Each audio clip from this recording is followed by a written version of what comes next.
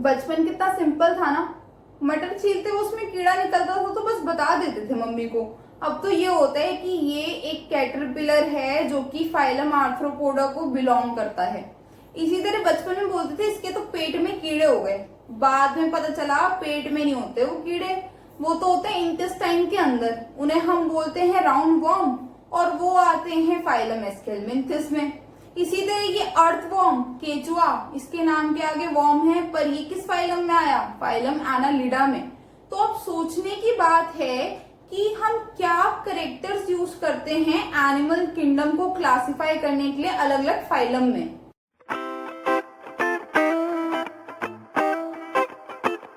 Hello everyone, welcome to my channel bioworld BG, जहां हम बात करते हैं अपने अमेजिंग लिविंग वर्ल्ड के बारे में। और आज की वीडियो में हम बात करेंगे एनिमल किंगडम के बारे में। तो अलग अलग क्लासिफिकेशन सिस्टम के हिसाब से कुछ 30 to 40 फाइलम्स हैं एनिमल किंगडम के अंदर, पर हम लोग लकी हैं कि जो 11 की एनसीईआरटी है वो सिर्फ 11 फाइलम्स की बात कर रही है, जिनके नाम हम आज जानेंगे और साथ ही ये जानेंगे कि किस बेसिस पे ये 11 फाइलम्स डिवाइडेड हैं। तो आज हम बहुत ही जनरल फीचर्स की बात करने वाले हैं। कुछ स्पेशलाइज्ड फीचर्स भी होते हैं जिन्हें हम देख के तुरंत बता देते हैं कि ये जो ऑर्गेनिज्म है ये किस फाइलम में होना चाहिए। तो वो फीचर्स भी आएंगे पर आने वाली कुछ वीडियो में।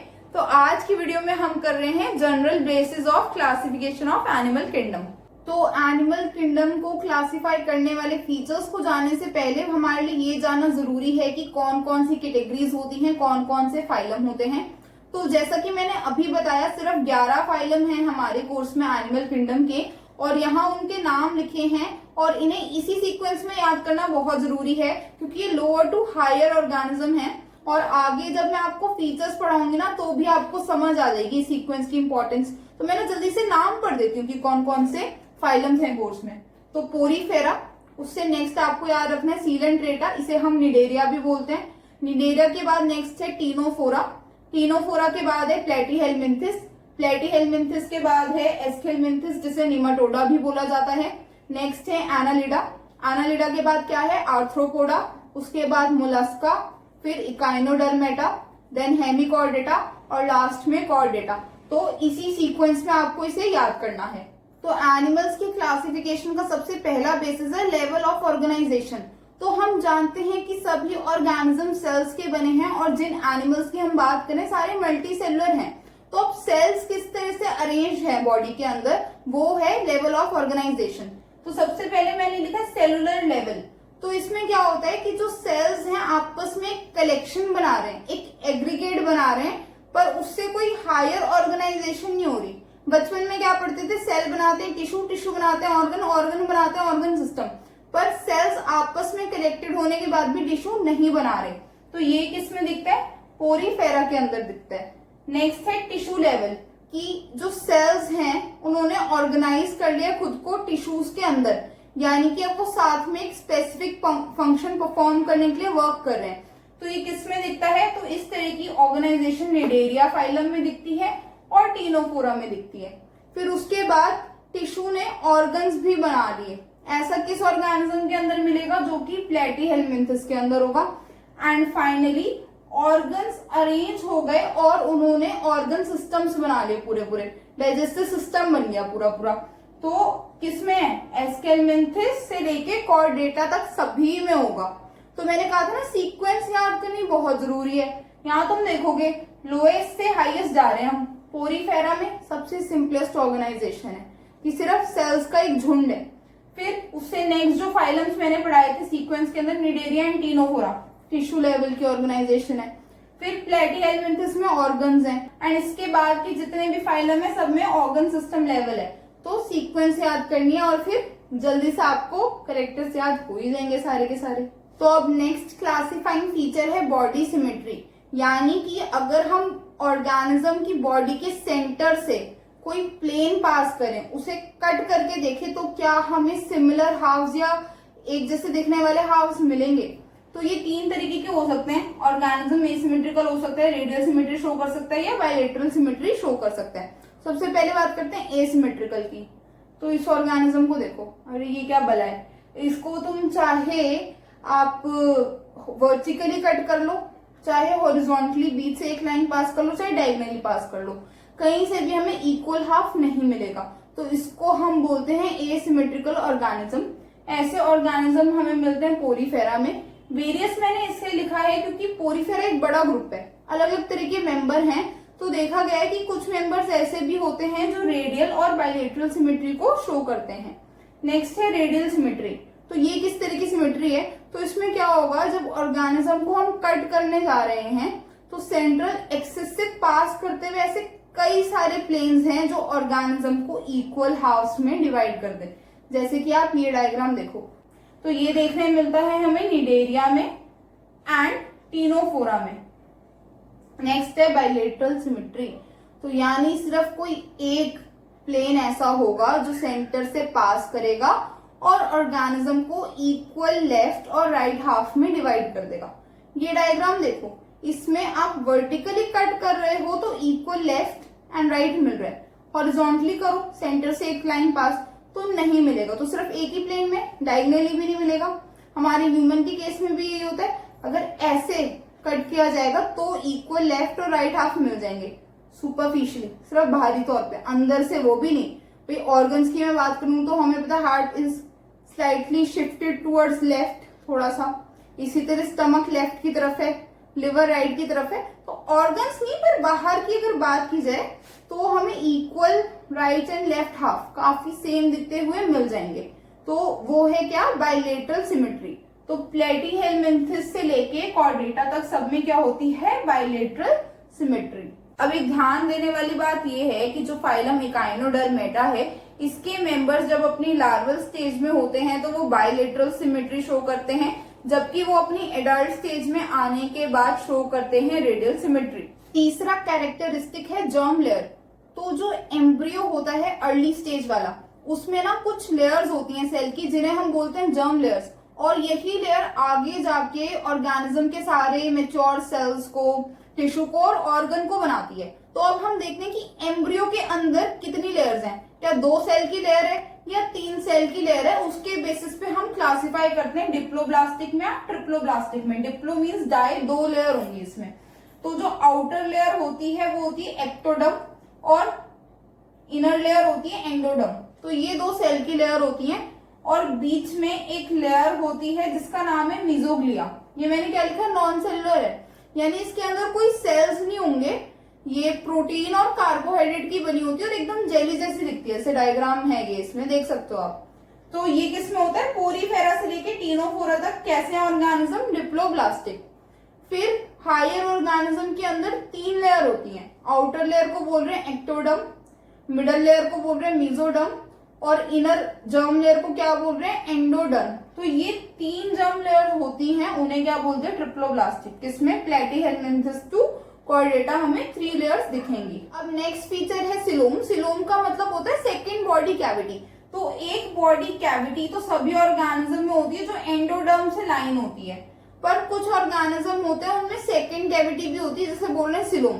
तो सिलोम है या नहीं है, और है तो किस तरह की सिलोम है, उसके बेसिस पे 3 टाइप के ऑर्गेनिज्म हो सकते हैं, यूसिलोमेट, सूडोसिलोमेट और एसिलोमेट। सबसे पहले हम बात करें एसिलोमेट की। तो जितने भी डिप्लोब्लास्टिक ऑर्गेनिज्म हैं वो सारे के सारे एसिलोमेट होते हैं। एक सिर्फ सिंगल बॉडी कैविटी होती है, उसके अलावा कोई एडिशनल बॉडी कैविटी उनमें नहीं होती।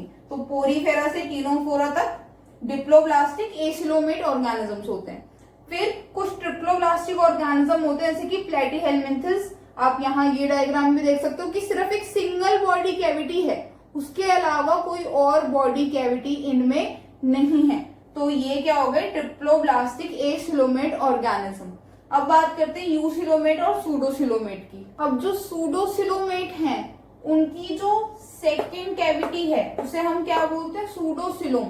इसमें आप देखोगे कि ये जो कैविटी है ना, ये मीजोडर्म से इनकम्प्लीटली लाइंड है। यहाँ पे जैसे ये कैविटी है तो आउटर सरफेस पे तो मीजोडर्म है, बट इनर सरफेस पे कोई मीजोडर्म नहीं है, इसके एक ही तरफ से मीजोडर्म से लाइंड है। इसी तरह इसमें भी देखोगे तो कहीं कहीं पे मीजोडर्म से टच में है पर लाइन नहीं है प्रॉपर्ली मीजोडर्म से, तो ऐसे को हम क्या बोलते हैं, सूडोसिलोम। ये वाला डायग्राम भी देख सकते हो और क्लैरिटी के लिए तो इसमें भी पता लग रहा है कि हाँ सिर्फ मेसोडर्म कैविटी को एक साइड से कवर कर रही है, तो ऐसे को सूडोसिलोमेट कहते हैं। और एस्केलमिंथिस होता है सूडोसिलोमेट। तो एस्केलमिंथिस याद रख लो, सूडोसिलोमेट है। इससे पहले वाले सारे क्या हैं, एसिलोमेट, और इससे बाद वाले सारे क्या होंगे, यूसिलोमेट। अब यहाँ क्या देखोगे, फर्स्ट कैविटी गट कैविटी, और जो सेकेंड कैविटी है जिसे हम कह रहे हैं ट्रूसिलोम, तो यहाँ हर तरह से वो लाइन है मेसोडर्म से।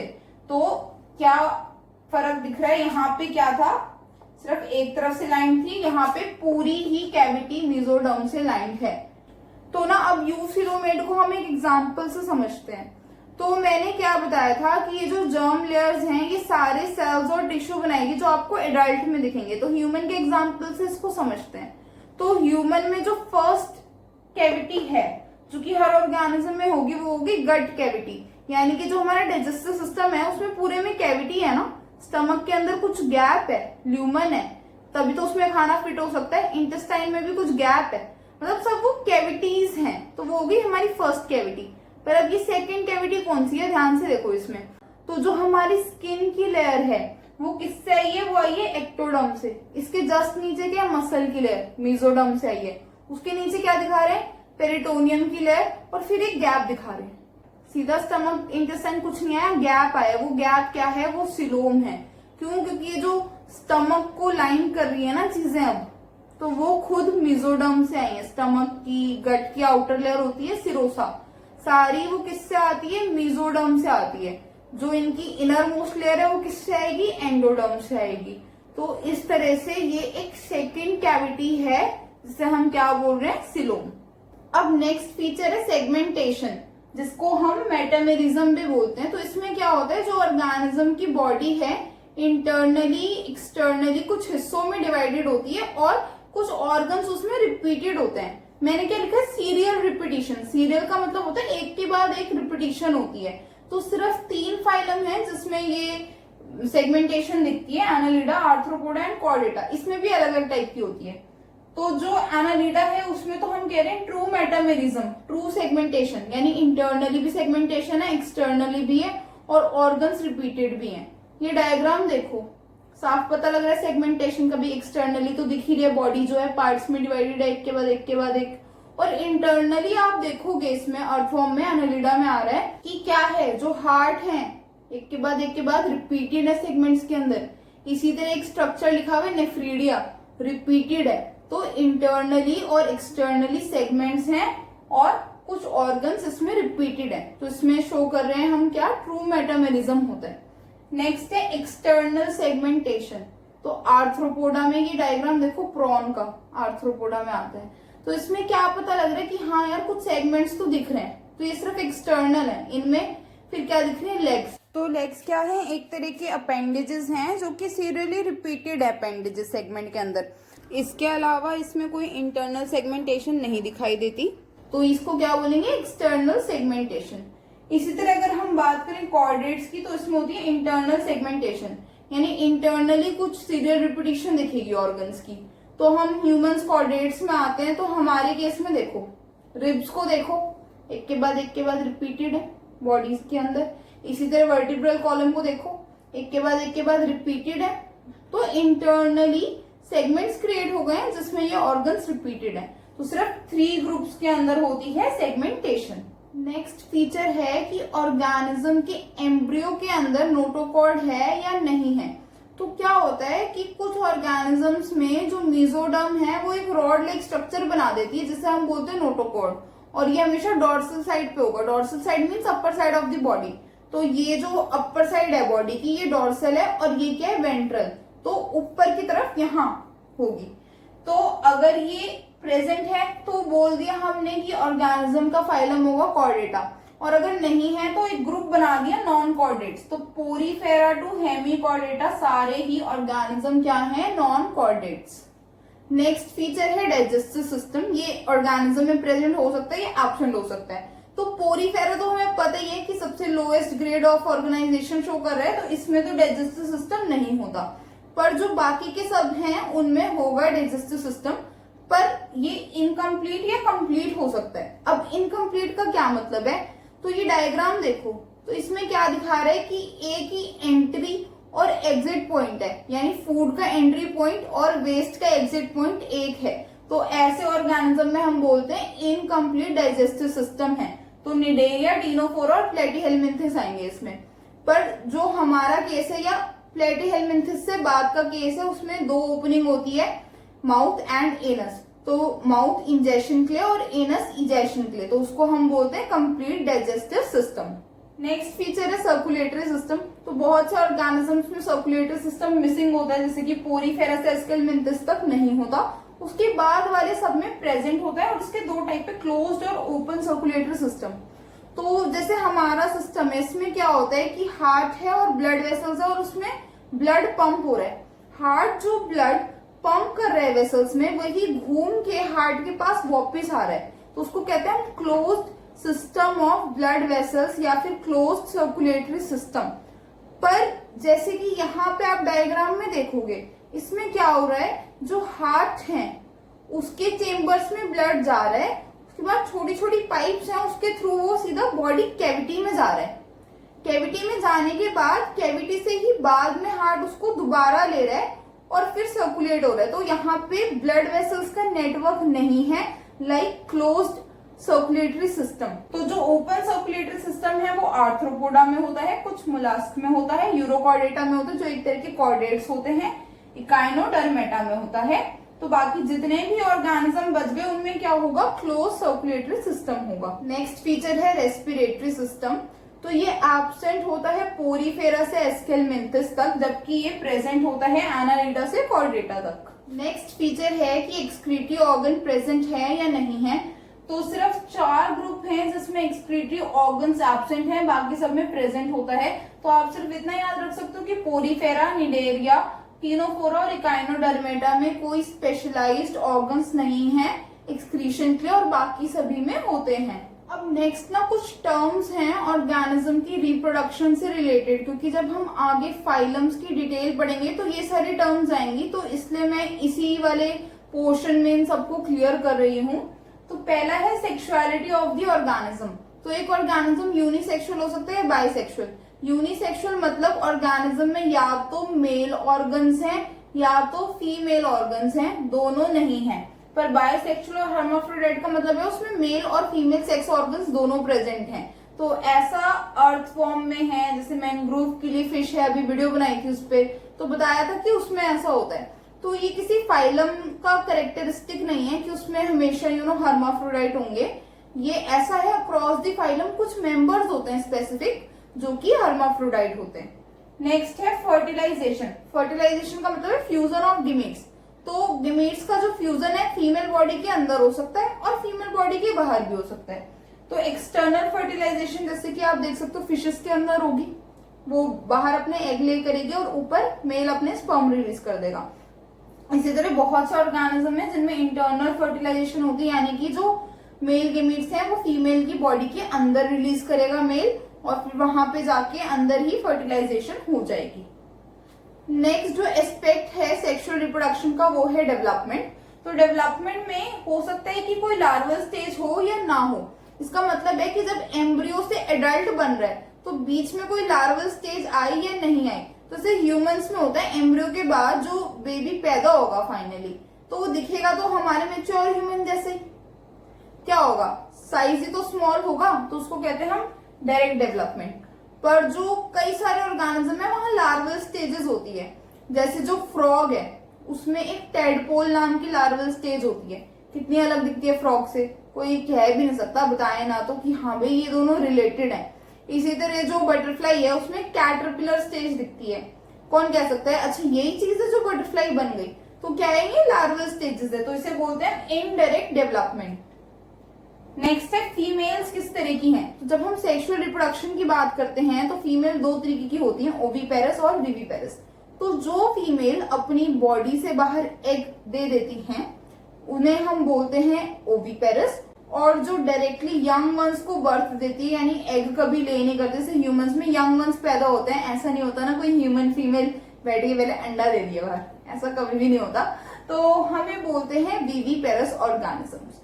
तो ये कुछ टर्म्स हैं जब हम इंडिविजुअल फाइलम पढ़ते हैं तो हमें मिलती है, तो इसलिए मैंने इसी इंट्रोडक्टरी वीडियो में आप लोगों को क्लियर कर दी है। तो आई होप आपको आज का लेक्चर अच्छा लगा होगा, इंफॉर्मेटिव लगा होगा। तो प्लीज मेरे चैनल को सब्सक्राइब करना आगे, क्योंकि इसके सारे ही पार्ट्स आएंगे और मैं कोशिश करूंगी काफी इंटरेस्टिंग ढंग से आप लोगों को हर एक फाइलम के बारे में नॉलेज दूं और पूरा उसको याद भी करा दूं।